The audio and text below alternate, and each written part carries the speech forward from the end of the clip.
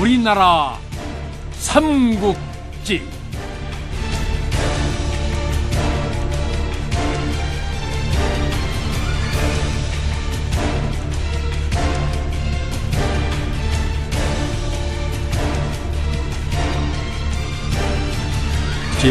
제24부 미천왕의 서방정벌.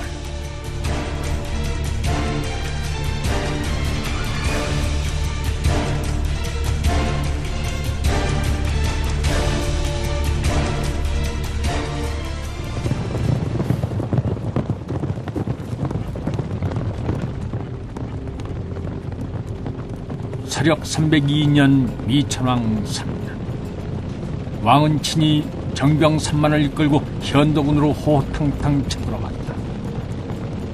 고구려의 대군이 현도군 남부에 위치한 석예마에 도착하니 석예마의 백성들은 싸울 엄두도 내지 못하고 성문을 열고 항복을 했다. 힘들이지 않고 석예마를 점령한 고구려군은 세일을 두드며 요양을 거쳐 후성까지 빼앗고 8천여 명의 포로를 잡아 도성으로 보냈다. 미천왕은 후성을 얻은 후에도 멈추지 않고 달려 현도군의 치소가 있는 현도성을 포위하고 공격을 퍼붓었다. 고구려의 전광석화와 같은 공세에 겁을 집어모은 현도태수 왕궁은 군민들을 버리고 밤을 도와 성을 빠져나가 만평으로 달아났다. 다음 날 태수가 달아난 것을 안 현도성의 군사와 백성들은 앞을 다투어 성문을 열고 고구려군에게 항복했다. 현도성에 입성한 미천왕은 군법으로 약탈을 금하고 성한 백성들에게 티끌만큼도 피해가 가지 않도록 했다. 미천왕의 세심한 배려에 감복한 현도성의 백성들은 고구려군을 크게 환영했다.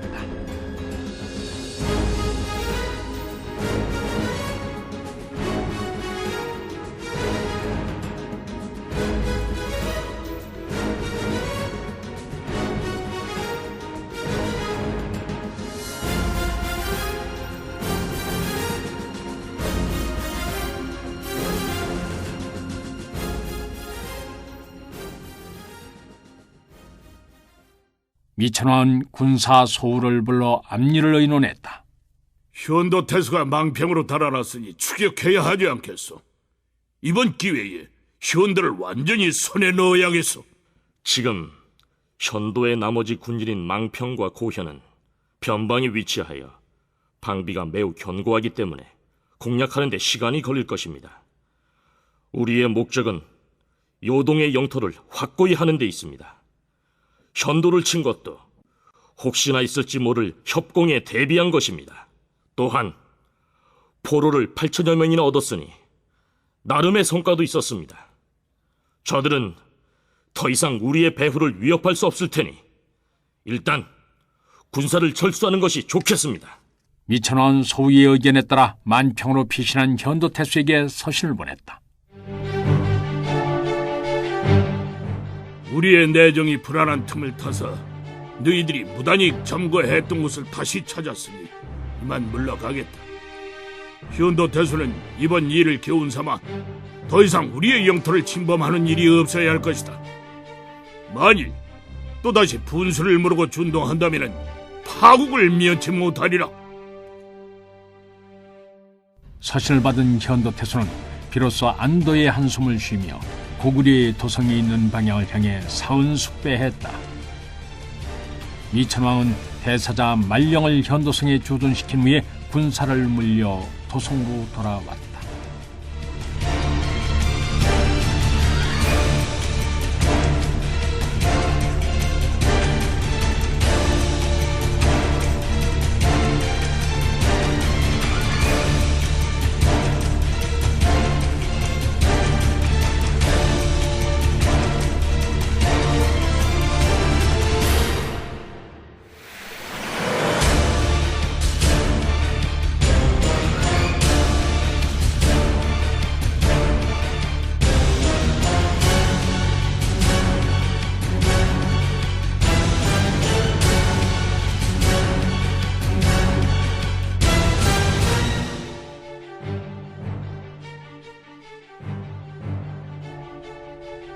도성으로 돌아온 미천왕은 내치에 더욱 힘을 기울여 나라를 안정시켰다.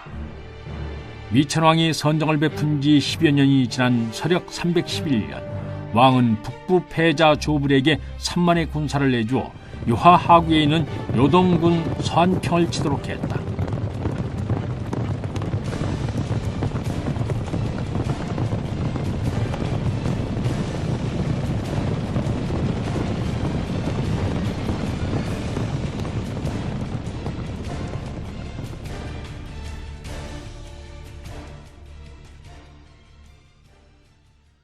이때 요동군 서안평은 사마강의 아들인 사마후가 지키고 있었다. 사마후는 고구려의 대군이 쳐들어온다는 소식을 듣고 성의 방비를 강화하는 한편 평주로 황급히 사람을 보내 구원 요청을 했다. 미천왕이 요동 서안평성 앞에 당도하여 성의 형세를 살피니 기치가 정연하고 방비가 견고하여 쉽게 함락시키기 어려울 듯했다. 사마후는 성 위에서 고구려의 대군을 바라보며 아버지의 유언을 떠올렸다. 고구려는 조만간 이곳으로 쳐들어올 것이다. 그때는 그들을 당해낼 수 없을 것이다. 하지만 장수가 어찌 싸움을 피할 수 있겠느냐? 나는 이곳에 뼈를 묻도록 하거라. 사마후는 그 당시 아버지의 유언을 대수롭지 않게 여겼다. 하지만 막상 코앞에 닥친 고구려군의 위용을 보니 아버지가 왜 그런 유언을 남겼는지 뼈저리게 이해할 수 있었다.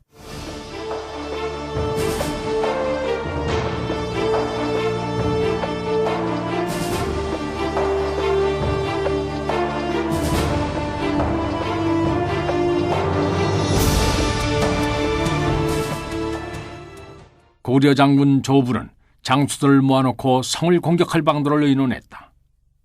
사자 찰무가 고개를 들어 말했다. 적의 방비가 견고하기 때문에 정면으로 공격하면 아군의 피해가 클 것입니다. 그러니 성을 포위한 채 저들의 식량이 바닥이 날 때까지 기다리는 것이 좋겠습니다.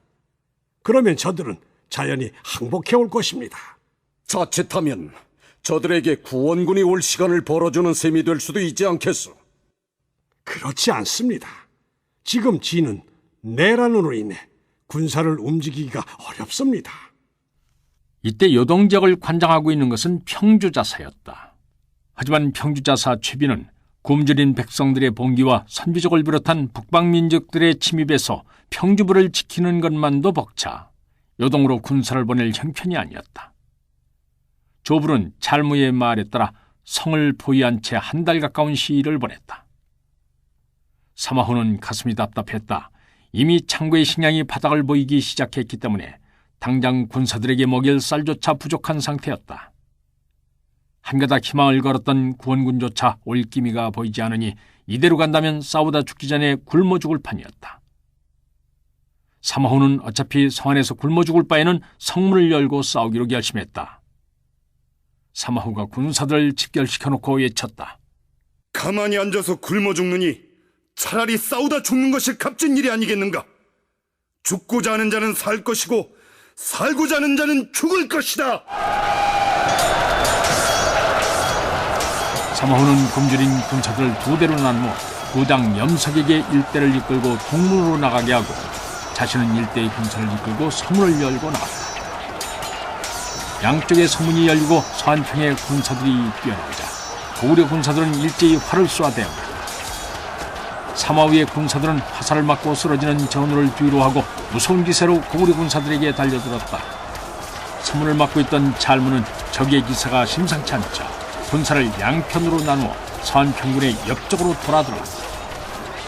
정면에서 맞부딪히면 죽음을 각오하고 달려드는 적군을 막아내기 어렵다고 판단해서 그처럼 대응을 한 것이었다. 적의 예봉을 피하고 허점을 파고드는 찰무의 작전은 보기 좋게 성공을 거두었다. 찰무는 도부수들을 동원해서 적병의 측명을 파고들었다. 이로 인해 사마후의 군사들이 혼란에 빠지자 이번엔 창검을 든 군사들로 하여금 일제히 에워싸고 공격을 폭개했다. 수적으로 절대 열세인 사마후의 군사들은 고구려군의 파상공사를 당해내기 어려웠다. 많은 군사들이 고구려군의 칼날에 속절없이 쓰러졌다. 사마후는 종횡무진 말을 달리며 군사들을 독려하다가 어느새 고구려의 창병들에게 포위된 신세가 되어버렸다. 사마우는 창을 휘두르며 끝까지 저항했지만 결국 고구려 군사들이 던진 올가미에 걸려서 땅바닥에 군부박질 치는 신세가 됐다. 선평의 군사들은 사마후가 사로잡히자 더 이상 싸울 의욕을 잃고 투항하거나 달아났다. 선평성 동문에서의 상황도 역시 마찬가지였다. 진군의 초반 기세는 좋았지만 고구려군의 막강한 전투력을 당해내기는 역부족이었다. 사마후의 부장 염석은 용맹하게 싸우다가 고구려 도부수가 던진 도끼를 등에 맞고 말에서 떨어져 죽었다. 그 휘하의 군사들도 태반이 죽음을 당했다.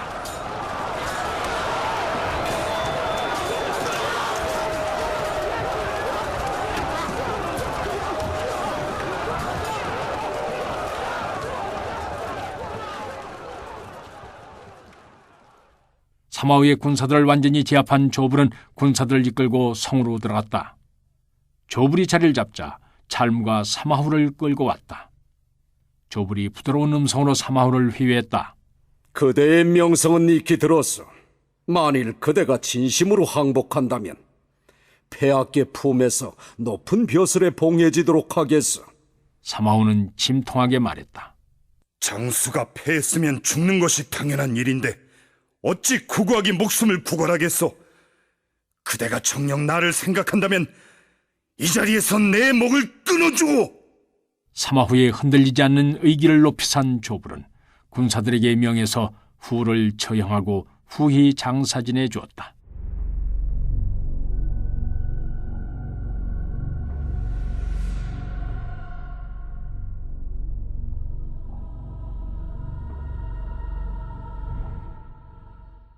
조불은 도성으로 전령을 보내 요동 선평을 점령한 사실을 알리고 찰무에게 군사 1만을 주어 주둔시킨 후 귀한 길에 올랐다. 승전보를 전해들은 미천왕은 친히 궁성 밖까지 조불을 영접하여 그 노고를 취하고 술과 고기를 내려 군사들을 위로했다. 이렇게 해서 요동 선평을 점령한 고구려는 발해만과 6지방의 교도보를 확보하게 된다.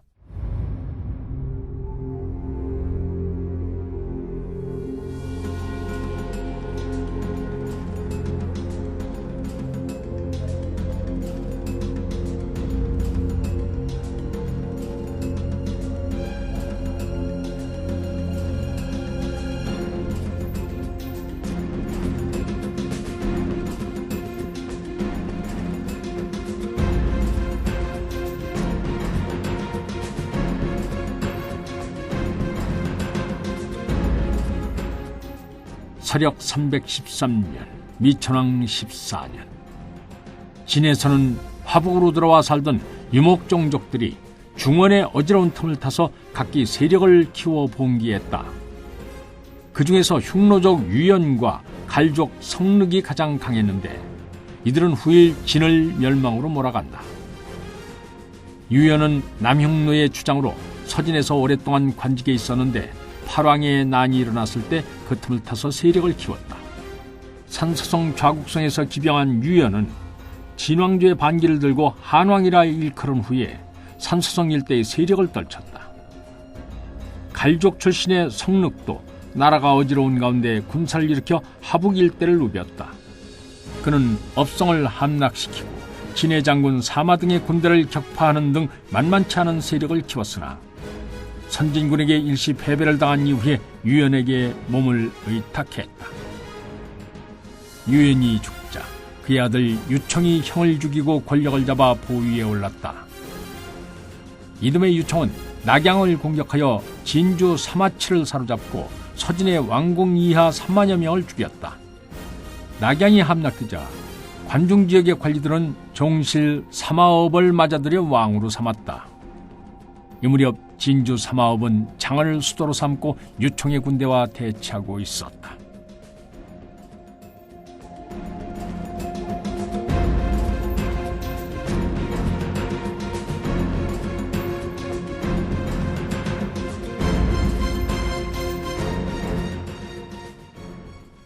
미천왕은 이를 기회 삼아 요동 남쪽에 있는 한족의 찬존 세력인 낙랑군과 대방군을 몰아낼 계획을 세웠다. 조불이 미천왕의 뜻을 헤아리고 왕에게 아뢰었다. 지금 요동반도 남단에는 아직 낭랑군의 세력이 미약하게나마 남아 있습니다.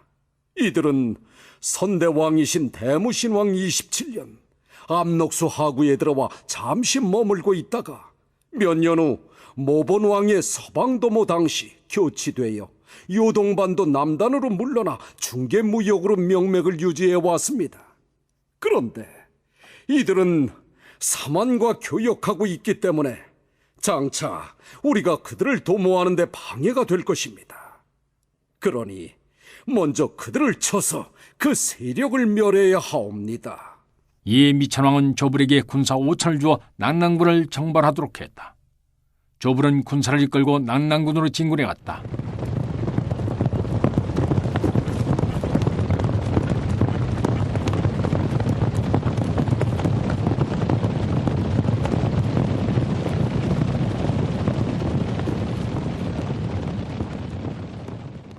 이때 낭랑군 태수는 여동 사람인 장통으로 다소 심기가 허약하고 소심한 인물이었다. 갑작스런 고구려군의 침입에 놀란 장통은 황급히 부하들을 불러 어찌 대처할지를 의논했다. 군사 왕준이 진중하게 말했다. 고구려 군사는 막강하여 주변의 적수를 찾아보기 어려울 정도입니다. 우리는 정병이 채 1000도 안 됩니다. 또한 지금은 본국의 도움을 받기도 어려운 상황이니 고구려군을 감당하기 어렵습니다. 빨리 항복하는 것만이 우리가 살 수 있는 길입니다. 그러자 장군 문원이 발끈하여 반대하고 나섰다. 어찌 싸워보지도 않고 항복한단 말이오? 비록 고구려군이 강하다고는 하지만 성벽을 견고히 쌓고 힘을 다해서 막는다면 못 막아낼 것도 없어. 백성들을 총동원해서 병사로 편입시키면 5,000명은 되지 않겠소? 싸울 것인지 항복할 것인지 의견이 분분한 가운데 간계가 뛰어난 군사 왕준이 나섰다. 각현의 주민들을 차출하여 곳곳에서 치고 빠지는 전술로 고구려군을 괴롭혀 지치게 만든 후에 정예군으로 일거에 친다면 충분히 승산이 있습니다. 장통은 왕준의 계책을 받아들여 각 현의 전령을 보내 별동대를 구성하고 고구려군이 진군해오는 길목에 매복시켰다. 하지만 이것은 왕준의 계산착오였다.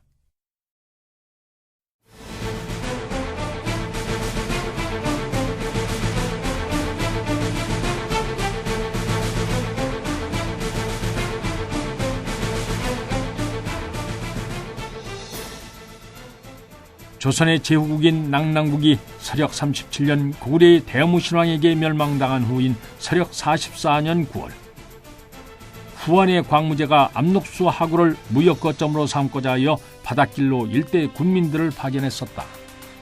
물론 이 당시 고구려는 이들을 쫓아내려 했지만 마침 그해 10월 대무신왕이 승하했기 때문에 군사를 일으킬 수 없었다. 국상 중에 출병을 하지 않은 것이 고구려의 관습이었다. 그 후 민중왕 시절에 들어서는 후한의 문물을 받아들이는 목적으로 그들을 내버려 두었다. 그러나 민중왕이 재위 5년 만에 돌아가고 고구려 왕으로 등극한 해운은 곧 한나라 정벌을 꾀했다. 그로 인해 낭랑군의 한인들은 너나 할 것 없이 크게 겁을 먹고 낭랑군의 치소를 요동반도 남단으로 옮겼다. 이 당시 한나라는 내후 위환에 시달려 낭랑군을 도울 형편이 못됐다. 세월이 흘러 한나라가 망하고 진이 들어서자 낭랑군은 더욱 고립됐다. 이때 낭랑군의 곳곳에서는 한인들을 몰아내려는 백성들의 움직임이 활발하게 일어나고 있었다. 한인 관리들은 토착민의 대부분을 차지하는 조선인들을 마구 수탈했기에 그들의 원성은 하늘을 찌르고 있었다. 그러므로 고구려 군대에 주려는 백성들에게 반가운 일이었다. 낭랑태수가 파견한 혈령에 의해 강제 징집된 장정들도 고구려군이 나타나기만을 손꼽아 기다렸다.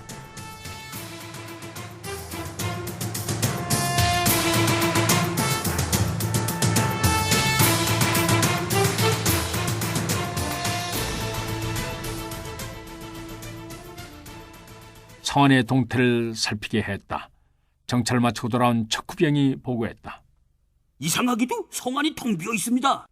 조불은 분명히 적의 흉계가 도사리고 있을 것이라 생각했다. 그래서 장수 연호에게 군사 1천을 주며 말했다. 나 아무래도 근처에 적이 매복하고 있는 듯하다. 주변을 살펴보니 저 앞에 보이는 울목고개가 수풀이 우거져 군사를 숨기기에 적합하다. 그대는 즉시 군사를 이끌고 산길을 돌아서 그들의 배후를 치라. 연호는 명령이 떨어지기 무섭게 군사를 이끌고 숲을 지나 고개의 배후로 돌아갔다. 조불은 아무것도 모른 척 성을 그대로 지나 고갯길로 접어들었다. 조불의 추측대로 조선현의 현령 조항은 군사들을 이끌고 울목고개에 매복하고 있었다. 조항은 고구려군이 서서히 고개를 올라오는 것을 보고 휘하의 장수들에게 명령했다. 고구려군이 이제 우리의 함정에 빠지려 하는구나. 후위가 지날 때쯤 일제히 공격을 하도록 하라. 이때 조항의 수하 장수들 사이에 조선인인 막구도 끼어 있었다. 조항의 명령을 받고 돌아온 막구는 자신 휘하의 군사들을 모아놓고 말했다. 맞아. 조항과 한족 장수놈들을 잡아서 포박한 후에 모두 고구려군에게 투항하자.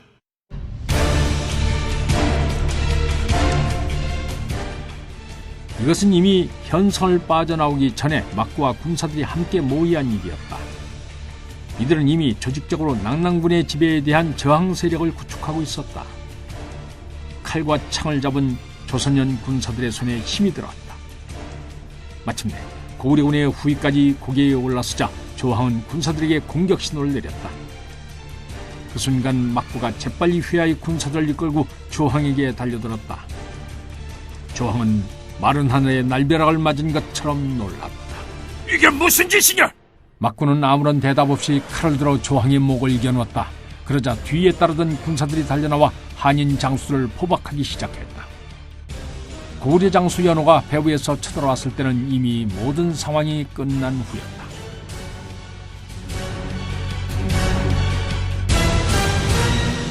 막구는 갑자기 들이닥친 연호에게 큰 소리로 외쳤다. 우리는 싸울 뜻이 없소이다.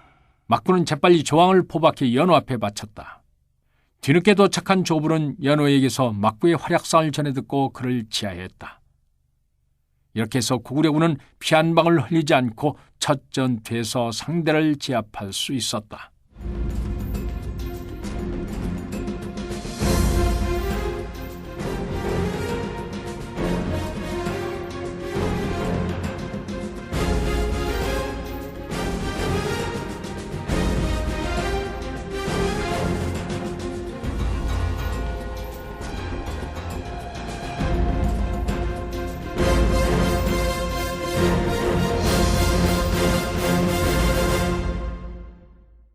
조선현이 맥없이 고구려군의 수중으로 넘어갔다는 소식을 접한 낙랑태수 장통은 두려움과 불안으로 발만 구르고 있었다.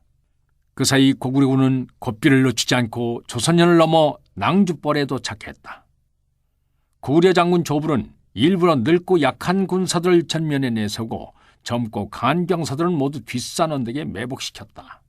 얼마 후 낭주벌에 당도한 낙랑태수 장통은 고구려군의 흐트러진 대열을 보고 어느 정도 자신감을 회복했다. 걱정했던 것처럼 대단해 보이지는 않는구나.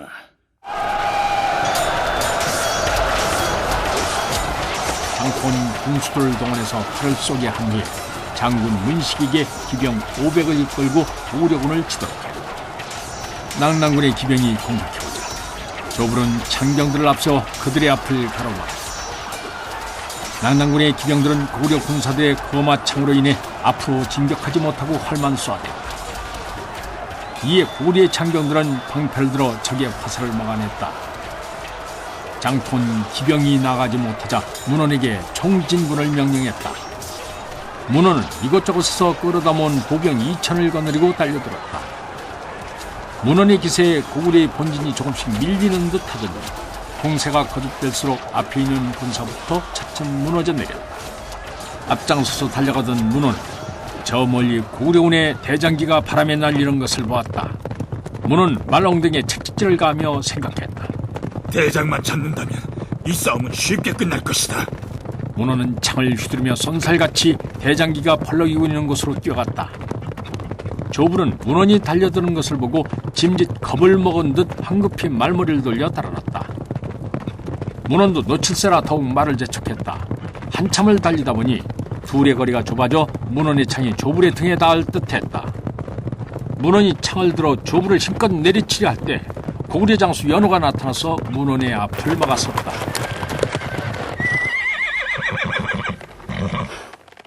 연호는 범 같은 용맹과 힘을 지닌 장수로 100근이 넘는 철퇴를 자유자재로 다루었다.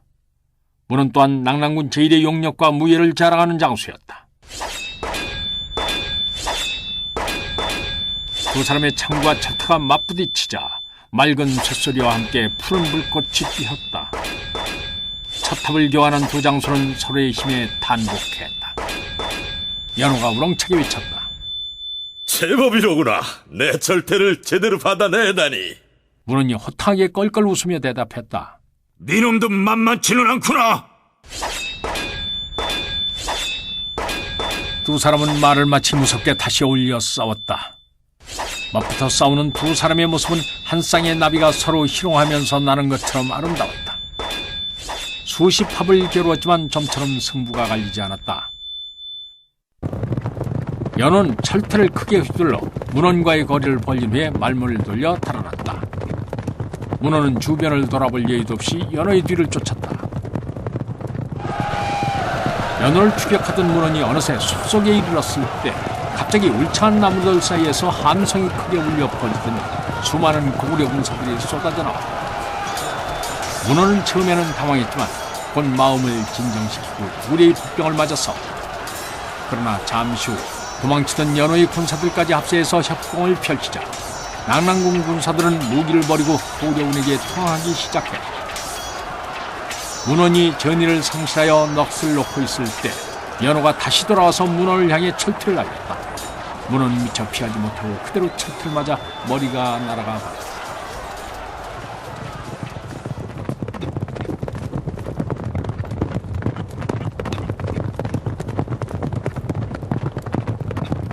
승기를 잡은 조불은 전군을 움직여 낙랑태수의 본질을 공격했다. 안심하고 있던 낙랑태수 장통은 갑자기 급변한 상황에 당황해서 저항을 포기하고 달아났다. 태수가 달아나자 대부분의 낙랑군 병사들은 무기를 버리고 고구려군에 투항했다.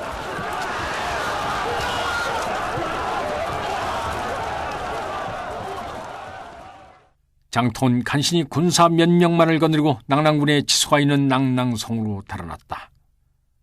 성 안에 이른 장통은 성문을 열라고 크게 소리쳤다.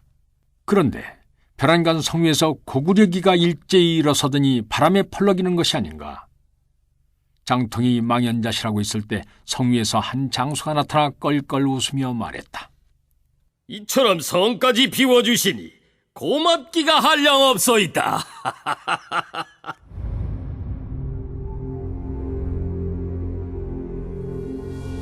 그는 고구려의 장군 소야였다.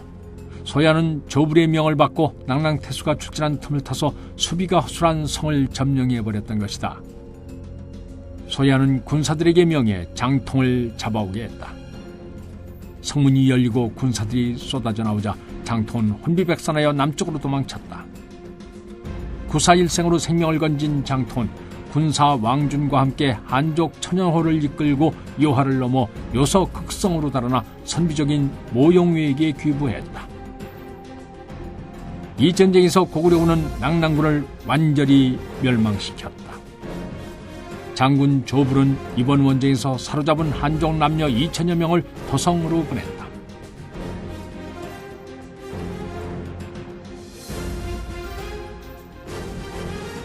마침내 이천화는 낙랑군을 고구려의 현으로 편입시켰다. 그리고 그 다음 해에는 낙랑군 남쪽에 있는 대방군도 손쉽게 접수했다. 이로써 그동안 명맥을 유지해오던 한족의 세력은 요동에서 완전히 자취를 감추었다. 이때가 서력 314년 위천왕 15년 9월이었다.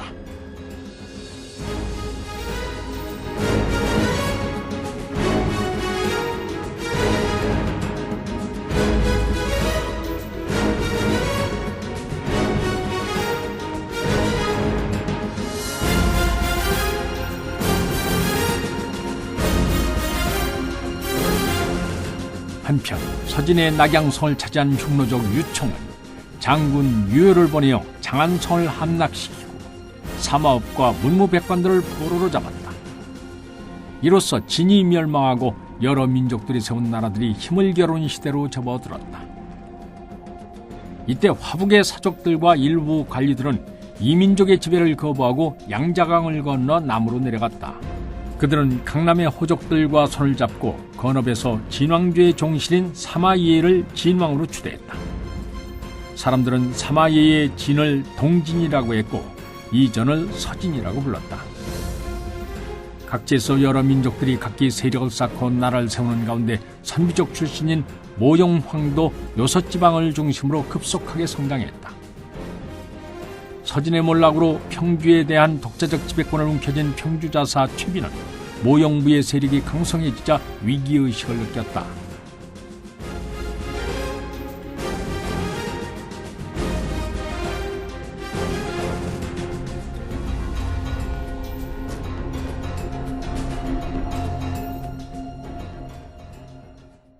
최비는 조카인 최도 및 신하들을 불러 의논했다.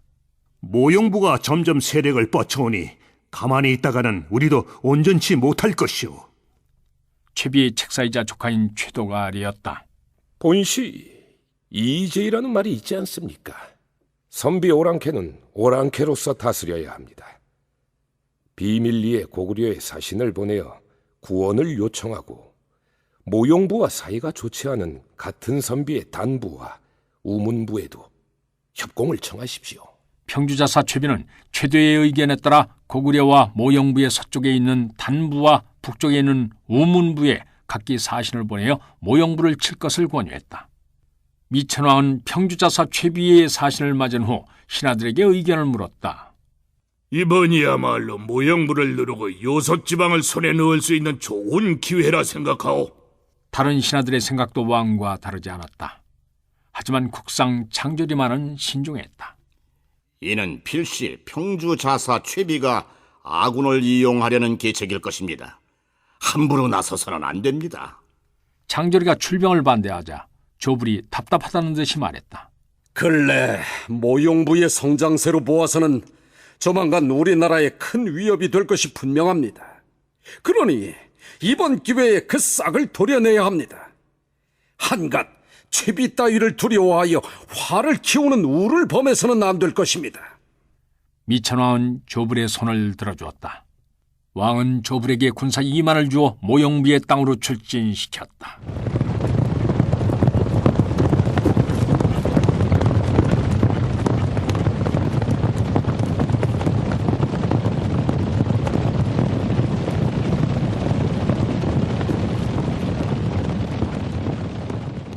같은 선비족이면서도 영토를 두고 종종 모용부와 충돌했던 단부와 우문부는 모용부를 제압한 후 그 땅을 나누어주겠다는 최비의 유혹에 빠져 불이 나게 군사를 이끌고 달려왔다.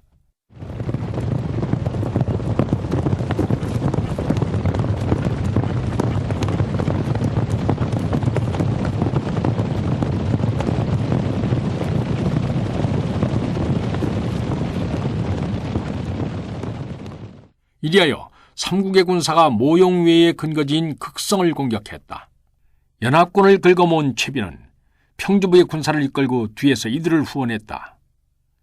뜻밖의 대군의 공격을 받게 된 모용위는 성문을 굳게 닫아걸고 급히 부하 장수들을 불러 대책을 의논했다.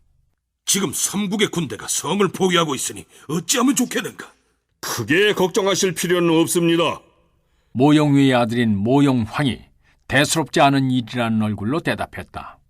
모용황은 무예가 뛰어날 뿐 아니라 지략까지 갖춘 장수였다. 모용위는 무사태평한 아들의 모습에 의아하여 물었다. 지금 우리의 처지가 매우 공공한데 어찌 걱정하지 않을 수 있겠느냐? 비록 저들의 군사가 많다고는 하지만 각기 다른 속셈을 가지고 모였기 때문에 서로를 믿지 못하고 있습니다. 그러니 약간의 계책을 쓰기만 한다면 저들은 스스로 포위를 풀고 돌아갈 것입니다. 모용황은 아버지에게 계책을 늘어놓았다. 모용위는 모용황의 계책에 따라 즉시 우문부에게만 살찐 암소와 술을 보냈다. 이것은 우리 상공께서 드리는 성의이니 받아주십시오. 우문부의 장수인 실독관이 의심스러운 눈초리로 사신을 쳐다보며 캐물었다. 무슨 꿍꿍이 속이 있기에 우리에게 성의를 표하느냐? 모용부의 사신은 조금도 당황하지 않고 천연덕스럽게 대답했다. 저희 상공께서는 삼국의 대군을 당해내기 어렵다는 것을 아시고 항복을 생각하고 계십니다. 어차피 항복을 할 것이라면 여러 나라 중에서도 형제 사이나 다름없는 우문부가 제격이라 여겨 이처럼 저를 보내신 것입니다. 우리가 삼국연합군과 싸워보았자 어차피 이기기 어렵습니다. 삼국연합군이 승리하면 우리 땅을 3등분하게 될 것입니다.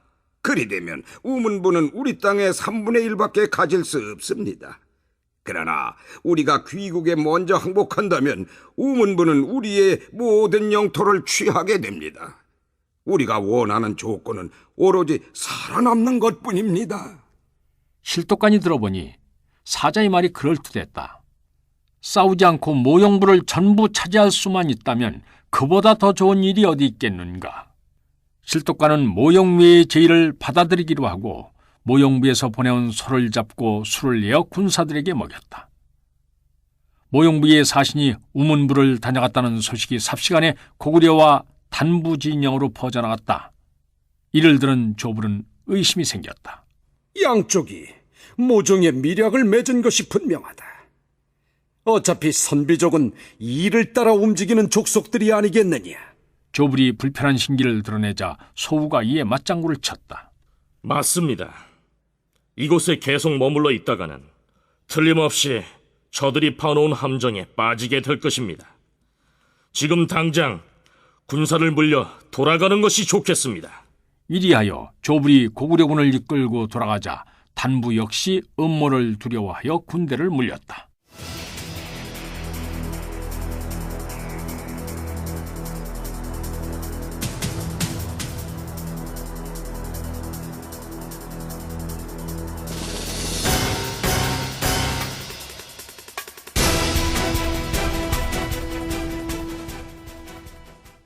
양국의 군대가 돌아가자 실독관은 마음이 불안했다. 우문부의 힘만으론 모용부를 압박할 자신이 없었다. 그래서 실독관은 극성에 사람을 보내 약속대로 성문을 열고 항복하라고 종용했다. 그러자 모용이는 껄껄 웃으며 사신에게 대답했다. 어리석은 직어, 고구려와 단부의 군대가 떠난 마당에 너희가 홀로 우리 군대를 당적해낼 수 있겠느냐? 이 말을 전해 들은 실독관은 자신이 모용위에게 속았다는 사실을 깨달았다. 실독관은 분함을 참지 못하고 군사를 몰아 극성을 공격했다. 우문부의 군사가 쳐들어오자 모용위에는 모용황과 장사 배의를 선봉으로 삼아 성문을 열고 나아가 싸우게 했다. 우문부의 선봉대가 나타나면 맞서 싸우다가 그들의 중군이 합류할 때쯤 패한 척하고 도망치거라. 경망스러운 실독관은 승기를 잡았다고 생각하여 앞뒤에 가리지 않고 쫓아올 것이다. 그리고 자신도 대군을 거느리고 그 뒤를 따랐다.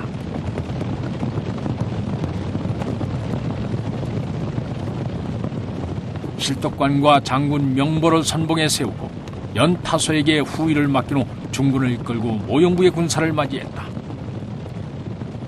배의는 모용황의 말에 따라 기병 3천을 이끌고 우문부의 선봉인 명보의 군대를 쳤다. 명보의 군대는 배의의 신속한 공격에 허를 찔려 우왕좌왕했다. 배의의 기병들은 말 위에서 화살을 날려 무수한 우문부 군사들을 쓰러뜨렸다. 그 와중에 배의가 당황하여 두리번거리고 있는 명보를 향해 활을 쏜다. 화살은 정확히 명보의 목으로 날아가 꽂혔다. 명보는 비명도 못 지르고 숨을 거두었다. 장소를 이룬 우문부의 군사들은 살기 위해서 필사적으로 몸부림을 쳤다. 실독관은 자신의 군사들이 무수히 죽고 사는 것을 보고 대로하여 중군을 이끌고 달려갔다.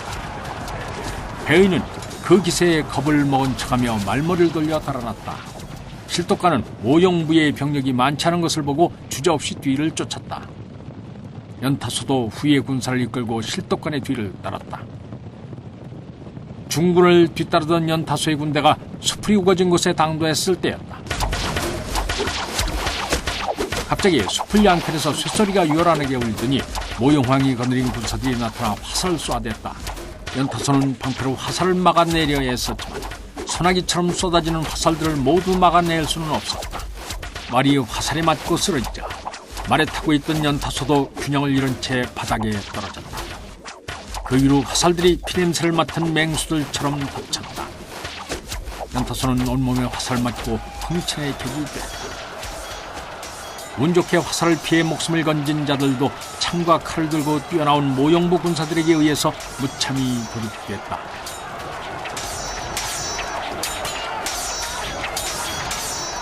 한편 베일을 쫓는데 정신이 팔려 앞만 보고 달리던 실독관은 후위에서 쇳소리가 나자 그제야 뒤를 돌아보고 소스라치게 놀랐다. 어느새 새까맣게 나타난 모용부의 군사들이 후위를 공격하고 있는 것이 아닌가.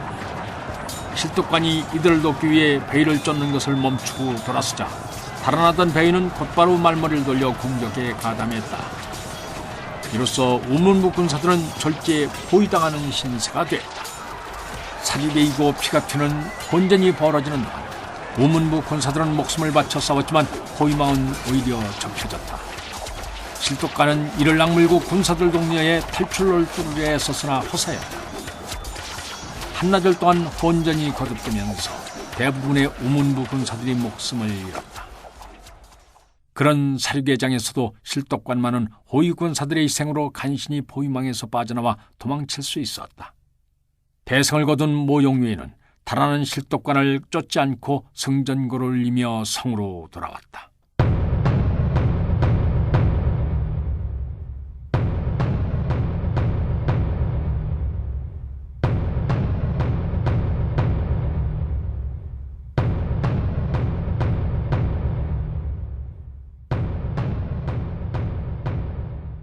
고구려와 단부가 싸우지 않고 군사를 물리고 우문부는 대패했다는 소식을 전해들은 최비는 덜컥 겁이 났다.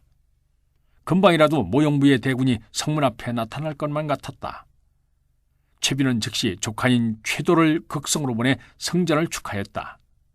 자신이 삼국이 군사를 일으키도록 사주했다는 사실을 감춰 모용부의 침입을 막기 위함이었다. 이리하여 극성으로 가게 된 최도는 남들 앞에서는 대범한 척하지만 사실은 매우 겁이 많은 인물이었다. 평주부의 사신이 당도했다는 보고를 받은 모용회는 군사들에게 군장을 갖추고 성문 앞에 도열하게 했다. 번쩍이는 갑옷과 투구에 날카로운 창칼을 손에 든 수만의 군사들이 대열을 맞추어 양편으로 갈라섰다. 성문으로 들어선 최도는 입구부터 늘어서 있는 군사들의 대열을 보자 오금을 펼 수가 없었다. 잔뜩 주눅이 든 최도는 간신히 모용회 앞으로 나아가 예를 갖추고 말했다. 승전을 진심으로 축하드립니다. 귀부의 위엄이 온 천하를 덮고도 남습니다. 모용회는 이번 전쟁의 배후에 최비가 도사리고 있었다는 것을 미리 알고 있었다. 모용회가 분을 참지 못하고 최도에게 호통을 쳤다. 내 정령 단칼에 죽고 싶은 것이냐? 너희들이 나를 우롱하고 간악한 수행을 숨기려 하느냐? 당장 이실직고 하지 않으면 너의 목숨을 거두고 평주부를 쑥대밭으로 만들겠다. 최도는 벌벌 떨며 평주부가 삼국의 사신을 보내 모용부를 치도록 일을 꾸민 사실을 모두 털어놨다. 모용회가 두려움에 사로잡혀 넋이 나간 최도에게 말했다. 너는 즉시 너의 숙부 최백에 가서 내 말을 전하도록 하라. 항복하는 것이 상책이요 달아나는 것은 하책이라고. 최도는 그냥 보내주겠다는 말에 감지덕지하여 머리를 조아렸다. 그리고 급히 성을 빠져나와 평주부로 달렸다. 모용회는 최도가 돌아간 뒤 곧 군사를 이끌고 평주부로 진군했다.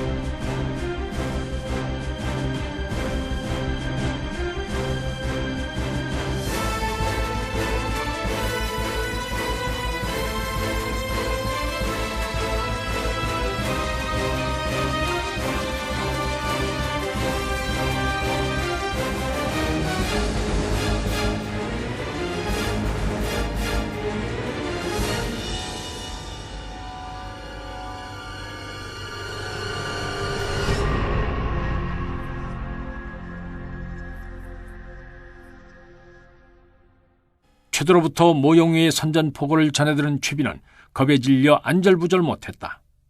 그런데 채 한나절도 지나지 않아 파수를 보던 군사가 뛰어들어오더니 모용부의 군사가 쳐들어온다고 알렸다. 최비는 식솔들과 수십 명의 기병만을 데리고 고구려로 달아났다.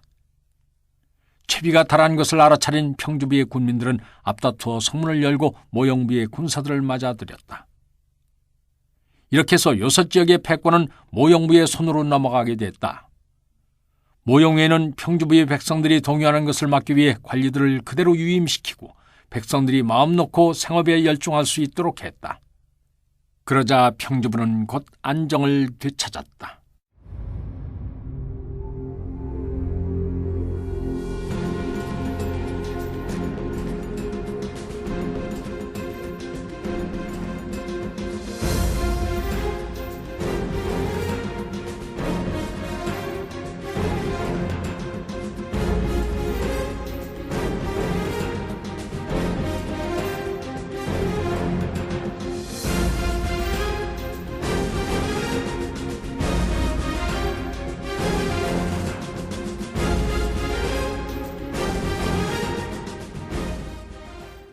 미천왕은 도망쳐온 최비를 반갑게 맞이했다. 최비는 환대에 감격하여 그 자리에서 충성을 맹세했다. 미천왕은 최비로부터 요새의 사정을 자세히 듣고 나서 국상 장조리를 불러 모용부에 대해서 논의했다. 장조리가 은근히 아뢰었다. 이대로 놔둔다면 요소는 물론 요동까지도 모용시의 판도가 될 것입니다. 더 이상 그들을 방치해서는 안 됩니다. 일단 장군 연호를 요소의 경계인 하성으로 보내서 모용부 세력의 확장을 막게 하십시오. 미천왕은 연호에게 군사 5천을 주어 하성으로 보냈다. 연호는 체격이 장대하고 용맹이 넘쳐 전장에서 많은 공을 세운 장수였다. 하지만 그는 성격이 급하고 화를 참지 못해서 늘 크고 작은 문제를 일으키곤 했다. 이를 걱정한 장조리가 떠난 연호를 불러서 당부했다. 만약에 모용부의 군사들이 쳐들어오면 함부로 나서지 말고 성을 굳게 지킨 채 구원군이 당도할 때까지 기다리게나. 연호는 그러하겠다고 다짐했다. 고구려군이 하성에 진주했다는 소식을 들은 모용에는 평주부에 있던 모용황을 극성으로 불러들였다. 고구려의 움직임이 심상치 않은 것 같구나. 어찌하면 좋겠느냐? 옛부터 고구려는 요소 땅을 호시탐탐 노리고 있었습니다. 이번에 그들의 기세를 꺾어놓지 못하면 앞으로 끊임없이 우리를 괴롭힐 것입니다. 먼저 하성을 공격하여 고구려군의 예기를 꺾어놓을 필요가 있습니다. 모용에는 고구려군과의 전쟁 경험이 많은 장통을 보내어 하성을 치게 했다. 장통은 군사 1만을 이끌고 하성으로 달려갔다. 연호는 모용부의 군사들이 쳐들어오자 장조리의 충고를 떠올려 성을 굳게 지키고 나아가지 않았다. 하성은 성이 높고 견고하여 공략하기가 쉽지 않은 곳이었다. 모용부의 군사들이 여러 차례 공격을 했지만 성을 함락시킬 수 없었다. 장통이 답답해하고 있을 때 부장 설현이 계책을 내놓는다. 하성을 지키고 있는 고구려 장수 연호는 아름드리 나무도 뿌리째 뽑을 만한 용력을 가진 자이나 성격이 급하고 화를 참지 못한다고 합니다. 군사를 보내서 그를 격동시킨다면 반드시 성문을 열고 뛰어나올 것입니다.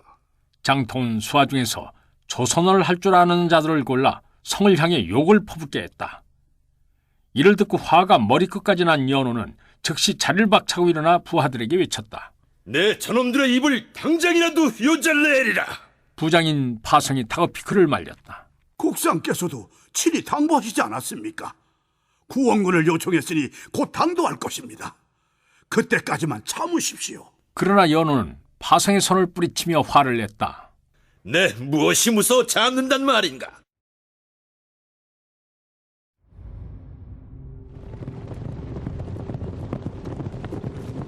연호는 파성의 말을 듣지 않고 일대의 기병들을 이끌고 성문을 뛰쳐나갔다. 이에 파성도 할 수 없이 군사들을 이끌고 연호의 뒤를 쫓아나갔다. 연호가 성문을 열고 나오는 것을 본 장통은 계책을 내놓은 선현을 칭찬했다. 장통은 연호를 맞아 짐짓 싸우는 척하면서 슬슬 약을 올렸다. 연호는 화가 머리끝까지 올라 장통을 당장이라도 요절낼 듯이 달려들었다. 장톤 연호가 휘두른 철퇴를 감당하지 못한 듯 창을 놓치고 황급히 달아났다. 기세가 오른 연호가 장통의 뒤를 쫓아서 뛰었다. 연호가 장통을 쫓아 숲을 지날 때였다. 갑자기 사방에서 화살이 날아올랐다. 아무리 천혜의 적수가 없는 연호라 할지라도 한꺼번에 날아오는 수십 발의 화살을 모두 막아낼 수는 없었다. 몇 발의 화살이 연호가 탄 말의 목덜미에 꽂혔다. 고통을 이기지 못한 말이 땅을 구르며 앞다리를 번쩍 뜨는 바람에 연호는 말등에서 떨어졌다.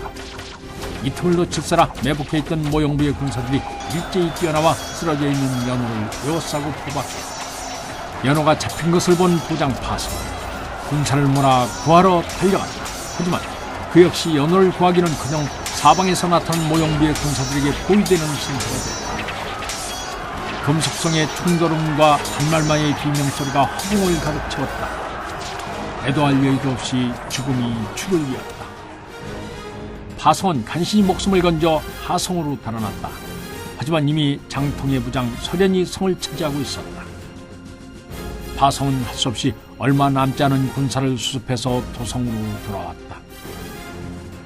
모용에는 장통을 하성에 조돈시키고 고구려를 경계하는 일을 게을리하지 않았다. 그 역시 고구려가 모용부에게는 가장 위협적인 존재임을 인정하고 있었다. 그 후로도 미천왕은 자주 서방으로 쳐들어갔다. 그때마다 모용씨들도 사력을 다해서 막아냈다. 양국의 잦은 충돌로 인해 유화유역의 말발굽 소리가 그칠 날이 없었다.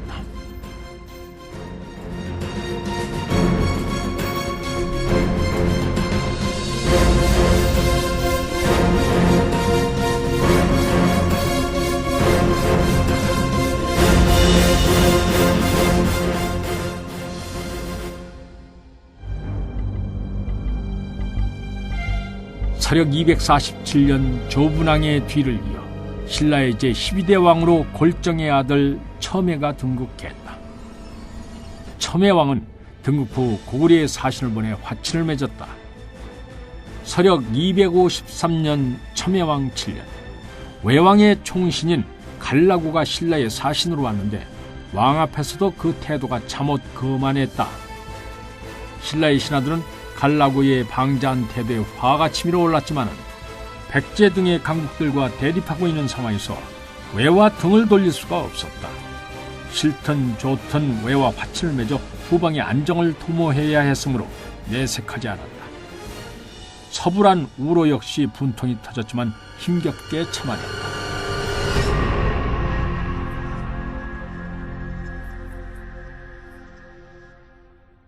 첨예왕은 외의 사신과의 접견이 끝난 후에 우로에게 명하여 그를 객관으로 인도하고 접대하게 했다.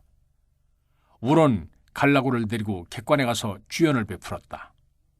술이 거나하게 오르자 갈라구는 거만한 어투로 우로에게 큰 소리를 쳤다. 지난날 우리 군대가 신라를 함락시키지 않은 것은 우리 왕께서 너희들을 불쌍히 여기셨기 때문이야. 어? 그런데도 너희들이 분수를 알지 못하고 우리 왕의 명을 따르지 않는다면은 그야말로 이 큰 화를 면치 못할 것이야. 우론 갈라구의 모욕적 언사를 듣고 더 이상 참을 수가 없었다. 그는 갈라구의 뺨을 후려치고 큰 소리로 꾸짖었다. 내 어찌 이리 방자하게 구느냐? 더 이상은 못 들어주겠구나. 목숨을 온전히 보존하고 싶으면 썩 물러가라. 조만간 내가 너희 나라로 쳐들어가서 너희 왕을 염전의 노비로 삼고 왕후를 요리하는 하녀로 삼을 것이다.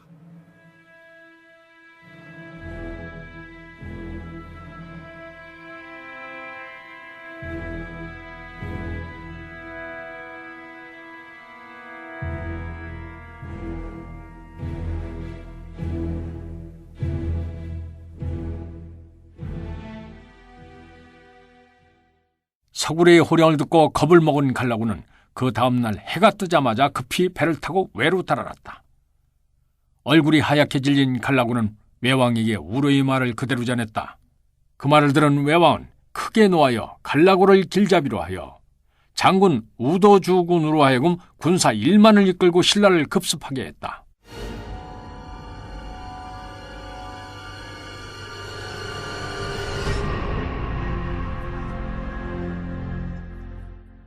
그때 우유촌으로 순행을 나가 있던 참여원 왜군의 침입 소식을 듣고 급히 도성으로 돌아왔다. 이때 왜군은 간포로 상륙하여 사동천까지 이르러 있었다. 사동천에서 금성까지는 채 80여 리도 안 되는 거리였다. 우로는 침통한 표정으로 왕 앞에 석고대죄했다. 이번 일은 모두가 저희 잘못입니다. 폐하께서 사신의 방잠을 참고 넘긴 것은 나라의 안녕을 위하는 깊은 뜻이 있으셨기 때문입니다. 그런데 소신은 신하된 자로서 폐하의 뜻을 제대로 받들지 못하고 경망스럽게 행동하여 난을 불러왔으니 다만 죄스러울 따름입니다. 이번 일은 응당 소신이 책임을 지고 해결할 테니 폐하께서는 심려치 마십시오. 우론 왕에게 고두 숙배한 후에 홀로 사동천에 있는 왜군의 진영으로 갔다. 이미 해가 뉘엿뉘엿 지고 있었다. 왜군들은 우로가 단기로 나타나자 황망히 놀라서 감히 가까이 접근을 하지 못했다. 우론 스스로 걸어서 우도 주군의 앞으로 나아갔다. 이번 일은 내가 사사로이 사신을 희롱한 것이니 나 하나만 처벌하면 될 것이오. 어서 군사를 물리도록 하시오. 우도 주군은 우로의 의기에 감탄하여 그를 돌려보내려 했다. 그때 칼라구가 나서서 이를 막았다.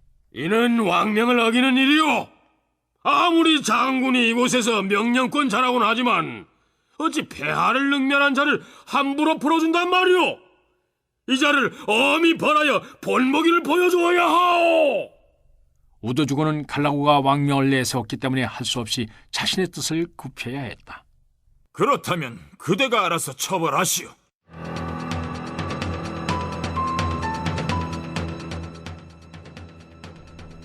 우로에게 앙심을 품고 있던 칼라구는 그를 화형에 처하라고 영을 내렸다. 평소 칼라구를 탐탁지 않게 여기던 군사들은 우도 주군의 눈치를 살폈다. 그는 군사들의 시선을 외면했다. 군사들은 마지못해서 장작을 날라다 주변에 쌌다. 우로는 편안한 얼굴로 마치 참선에 빠진 듯 눈을 감고 있었다. 칼라구는 우로가 아무런 동요가 없자 오기가 생겨 군사들에게 어서 불을 지르라고 재촉했다. 그러나 우로의 의연한 태도를 보고 흠모하는 마음을 품게 된 군사들은 누구도 나서지 않았다. 이에 약이 바싹 오른 칼라구는 한 군사의 손에 들려있던 횃불을 빼앗아 자신이 직접 장작에 불을 붙였다. 불길은 순식간에 우로의 몸을 뒤덮더니 맹렬히 타올랐다.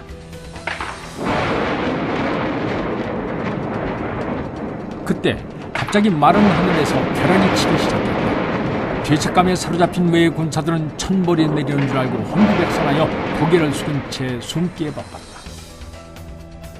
다음 날 우도 주군은 우로의 유해를 잘 수습하여 서라벌 성으로 보낸 후에 군사를 이끌고 외로 돌아갔다. 이 당시 우로의 혈육으로는 채 걷지도 못하는 어린 아들이 하나 있었는데 그 아이가 바로 나중에 왕자에 오른 흐레였다.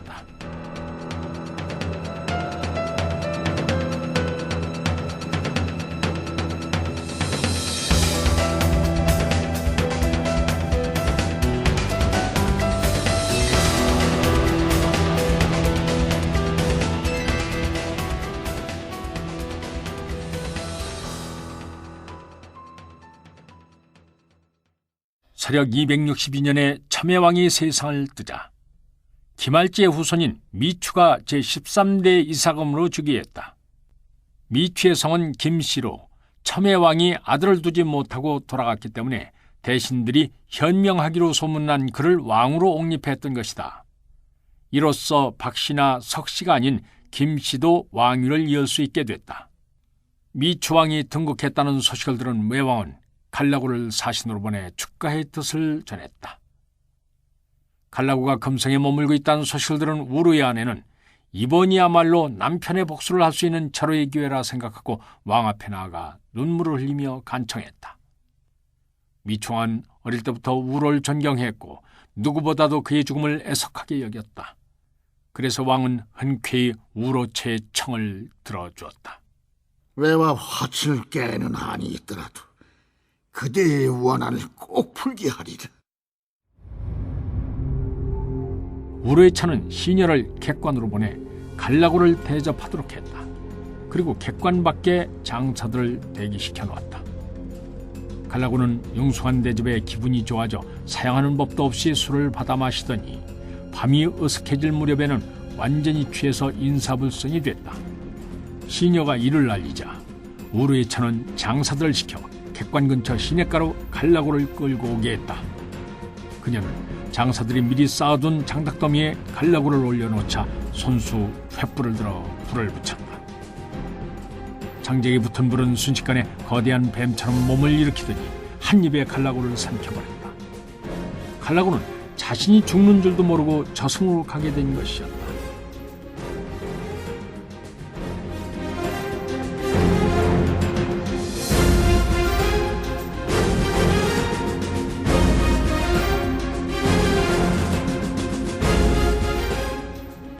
사신인 갈라고가 신라에서 죽임을 당하자 외왕은 화가 나서 군사를 일으켜 신라를 쳤다. 이에 미추왕은 즉시 군사를 보내서 다시는 쳐들어올 엄두를 내지 못할 정도로 왜군을 대파했다.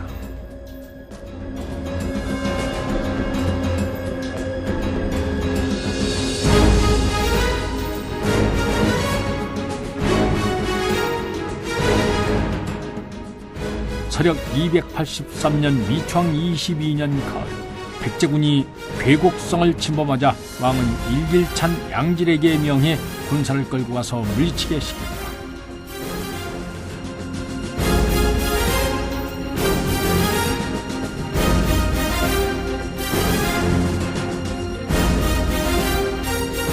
서력 284년에 미추왕이 세상을 뜬 후에 조분왕의 장자인 유례가 제14대 이사금으로 즉위했다.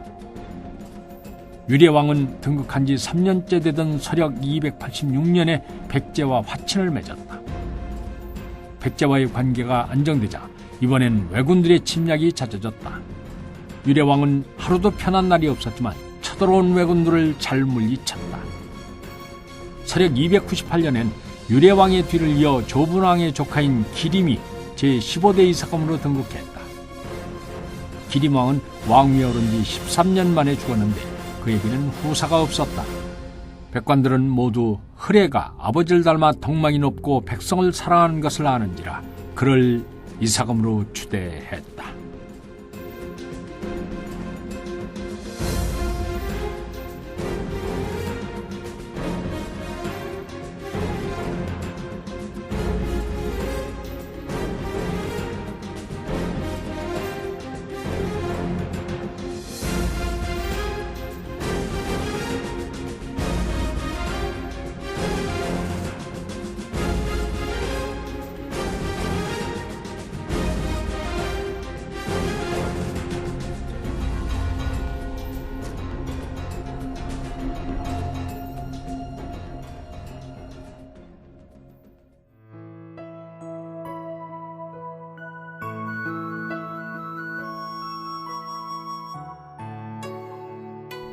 서력 310년에 서불한 서구로의 아들인 흐레가 왕위에 오르니 이가 바로 신라 제16대 이사금인 흐레왕이었다. 흐레왕은 백성들의 어려움을 살펴서 가뭄이나 홍수, 병충해로 인해 백성들이 곤궁에 처하면 관곡을 풀어 구휼하였고 제수들도 죄질을 따져 경미한 자들은 모두 석방해 주었다. 역사를 일으키는 데 있어서도 농사에 지장이 없는 때를 골랐다. 흐레왕이 이처럼 선정을 펼치니 백성들의 근심이 사라지고 신라는 나날이 안정되어 갔다. 서력 312년 흐레왕 3년, 갈고나의 죽음 이후로 한동안 신라와 소원했던 왜왕이 사신을 보내어 왕실끼리의 혼인을 청했다. 이처럼 고개를 숙이고 나온 것은 왜왕이 신라의 성장을 보고 두려움을 느꼈기 때문이었다. 왕은 이를 흔쾌히 받아들이고 아찬 금리의 딸을 왜왕의 아들에게 시집 보냈다. 이리하여 신라와 왜의 관계는 다시 회복됐다.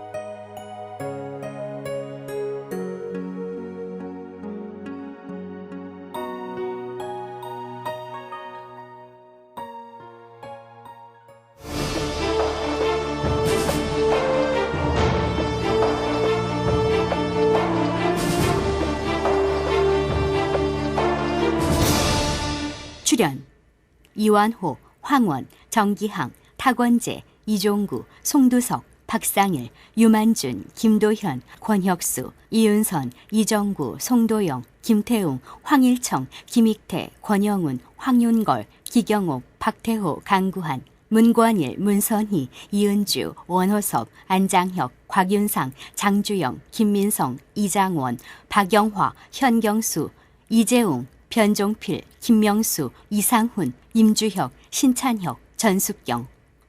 해설 김종성. 음악 이춘화, 효과 엄기혁, 기술 서교식, 총진행 유만준.